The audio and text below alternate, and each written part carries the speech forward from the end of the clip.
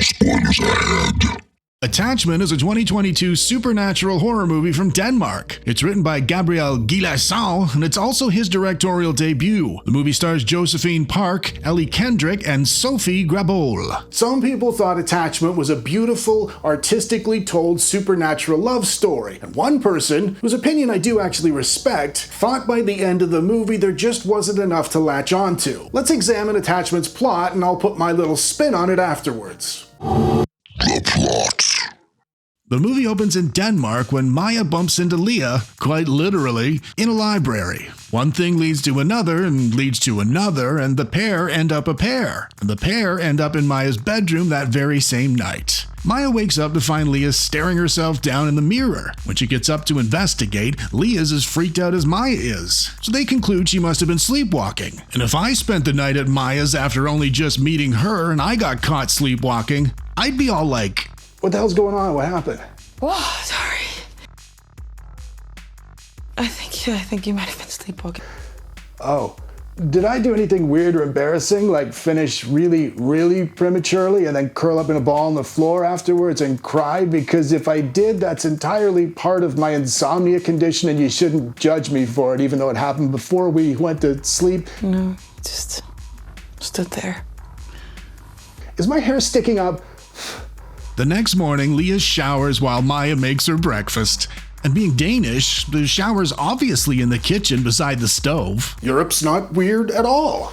Despite being very grateful, Leah says she can't eat the bacon Maya's making for religious reasons. So Maya makes her eggs instead. And after breakfast's done, it's time for Leah to fly back to London. And Maya's none too happy about that. But her unhappiness doesn't last long as Leah comes back. So they become an official item and they dance and laugh and celebrate, and Leah drifts off again. While she's drifting off, her mother phones from London 29 times. And then rather randomly, Leah slips into a seizure so intense it breaks her leg. After they get her sorted at the hospital, we learn she hasn't had a seizure since she was a child. Maya decides to join her on her flight back to London, where we meet her mother, Hannah. Hannah immediately treats Maya like a servant. She's overbearing and rude and has an unhealthy obsession with Leah's well-being. And she pokes and prods and fusses until Leah has to raise her voice in a scene that really brings me back to my youth. I can't count the number of times I had to say, "Mom, you're embarrassing me in front of my new hot Danish girlfriend whose second name I don't know." After they're all settled in, Maya decides to explore the house, and being Danish, she does it in her underwear. Europe's not weird at all.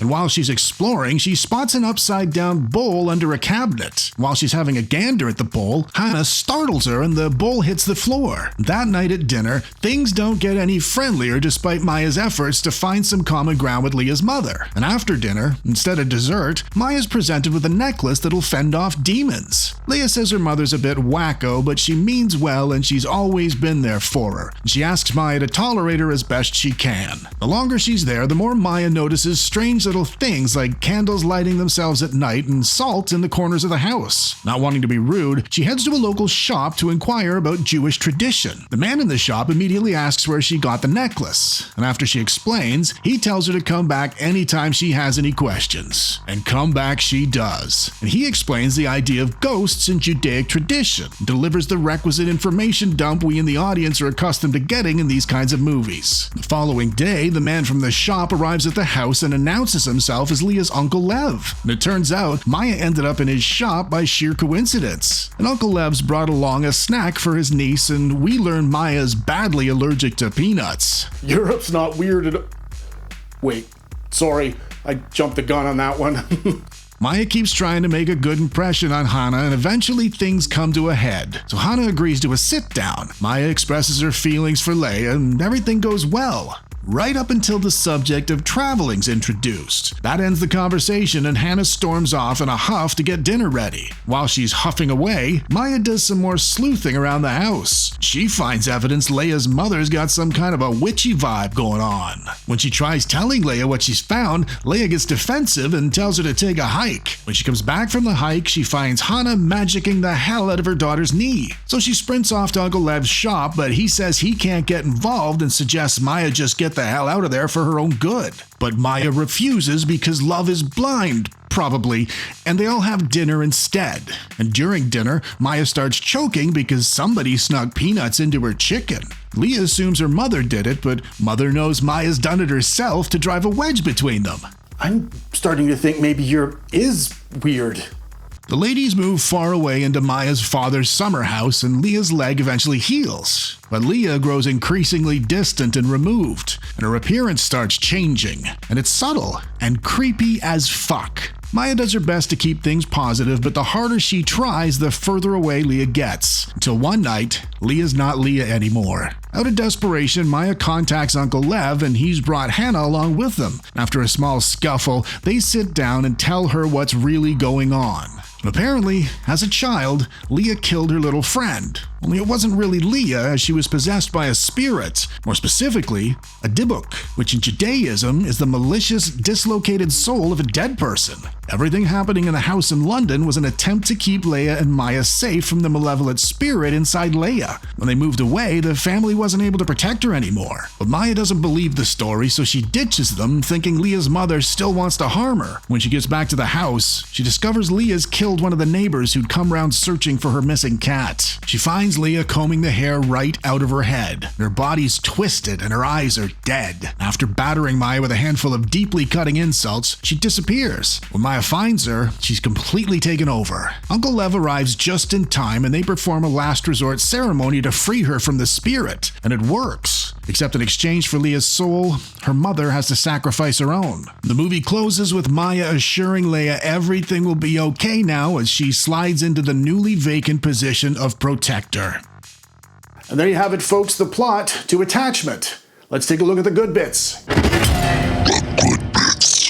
This movie was brilliantly acted all around, but what struck me most about Attachment was its subtlety, not just with the possession aspects, but with the concept as a whole. The movie's titled Attachment, and the illustrations confirm an obvious reference to the spirit's attachment to Leia's soul, but that's only the surface. It also manifests in Maya's near-immediate attachment to Leia, which was intense enough to cause her to leave Denmark after only a few days of knowing her. And back in London, we learned Leia's mother, Hannah, wasn't born into her situation. She married into it. Her husband brought her into orthodoxy, and then he left. And I see her continuing the practices in his absence as a sign of attachment to a failed marriage. Clinging to traditions he exposed her to seems an obvious means of clinging to him, right? Then there's the attachment between a mother and daughter, which initially seems excessive and toxic with obvious Munchausen by proxy vibes. But as the story progresses, Gabriel Guilesson lets the cat out of the bag to reveal a highly adapted version of motherly love in its purest form. And as the story closes, we see Leia's attachment to her mother shifting onto Maya when she assures her everything will be alright going forward, as she's presumably accepting her new role as Leia's protector. For his debut, Guilesson's done a really good job keeping all these things balanced and natural. Another great element here was Leah's possession. It was unique in its minimalism. Instead of relying on CGI and demonic voices or prosthetics, her attitude turned ugly and her demeanor soured. It was very underplayed and insinuated in a subgenre choking with cliche contact lenses and pea soup. I don't have to tell any of you, possession movies have become a dime a dozen, and 9 times out of 10 you'd want change back for 11 of those movies. It was refreshing to see subtlety applied to the scary bits in this movie as well. There will never be a day I'll discuss spiritualism or the idea of an afterlife on this channel, but if one of your loved ones ever actually became possessed, I'm guessing it would look a lot like this. Having said that, the shite bits. There's been a few of these Dybbuk movies recently, and for the most part, they're well shot and the acting satisfactory. The problem's in the Dybbuk itself. As they're rooted in Judaism, there are requisite elements to these movies. You need the outsider, in this case it's Maya. You need the person affected by the spirit. You need the person to deliver the exposition to the portion of the audience unacquainted with Judaism, and you need the final ceremony during the climax. Now, of course, the same can be said for most movie genres and subgenres, but the requisite elements associated with these Dybbuk movies don't offer the story much wiggle room, and that can make them predictable. But don't get me wrong, I think Attachment did a stellar job in hiding what was going on for the majority of the movie. But as soon as the penny drops, you find yourself with yet another Dybbuk movie. If you haven't seen a lot of these movies before, this might not apply to you, but I have seen a lot of them. The verdict. So, Should you watch Attachment, or should you let the girl fly home by herself because that makes way more sense given the fact you've only just met her? I really enjoyed Attachment because it explored things other than the possession itself. One of the greatest examples of this subgenre is The Exorcist, obviously, and it did as well as it did for the exact same reason. The characters were real people with real lives and real problems, and when your audience can relate to those real lives and real problems, they're going to relate to your scare tactics all the more, and isn't that the point? So yes, I absolutely recommend this movie. It is on Shudder if you want to check it out. Until next time, folks. It's me, Johnny, from that thing you just watched. If you enjoyed it, go down there and smash me in the face to subscribe. And if you want to watch another thing, there's one right there. Do it!